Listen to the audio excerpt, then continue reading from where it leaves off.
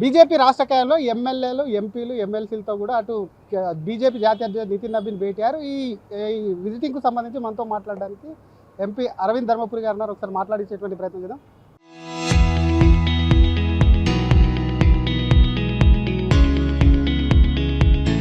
Sir, మీ జాతీయ అధ్యక్షులు వచ్చారు, మీరు ఇప్పటిదాకా భేటీ అయ్యారు, ఏం చర్చించారు, ప్రధానంగా ఏం చెప్తారు?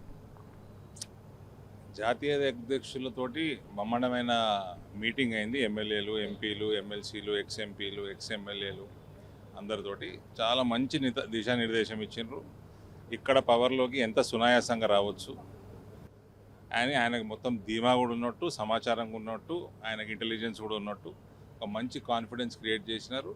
అండ్ దాంట్లో వాస్తవం కూడా ఉంది. ముందు నుంచి ఇక్కడ పవర్లోకి రావాలంటే మీ దగ్గర ఒక వ్యూహరచన, ఒక కార్యాచరణ కూడా ఉంది. దాన్ని మీ నుంచి ఏమన్నా సేకరించారంటే ఎట్లా ముందుకు వెళ్ళాలని చెప్పి, ఎందుకంటే ముందు నుంచి కూడా మీరు చెప్తానే ఉన్నారు, ఫస్ట్ నుంచి మొదటి నుంచి ఇక్కడ రావడం చాలా ఈజీ, ఇతర పార్టీలను కొట్టాలంటే ముందుకు వెళ్ళాలి ఖచ్చితంగా కూడా, ఆ ప్లాన్ నా దగ్గర ఉంది.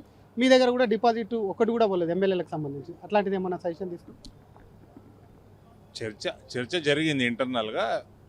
కానీ ఒకటి నాకు అర్థమవుతున్నంత వరకు కంప్లీట్ అవగాహన పార్టీ అధ్యక్షుల వారికి, పార్టీకి ఉంది. ఏ రకంగా ఇక్కడ కంప్లీట్ స్ట్రాటజీ ఉంది, అది ఇంప్లిమెంట్ చేసుకొని ఇక్కడ బ్రహ్మాండంగా గవర్నమెంట్ ఫామ్ చేసుకుని ధీమా కూడా ఉంది. అది మాత్రం పక్కాగా అర్థమవుతుంది.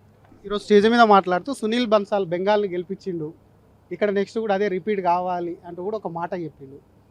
మీకు ఎలా అనిపిస్తుంది ఆ మాట? బన్సాల్ గారు బెంగాల్లో ఇట్లా అక్కడ ప్రభారీగా ఉన్నారు. నెక్స్ట్ బెంగాల్, ఢిల్లీ కానీ, బెంగాల్ కానీ, మహారాష్ట్ర కానీ, ఇతర రాష్ట్రాలు ఏ రకంగా అయితే గెలిచినామో దాంట్లో ఇక్కడ 25% ఎఫర్ట్ తోటి తెలంగాణ గెలవచ్చు అన్నది నా అభిప్రాయం. నేను ఎక్కడ చెప్పాలో చెప్పినా దానికి చాలా మటుకు అందరూ అంగీకరించిండ్రు.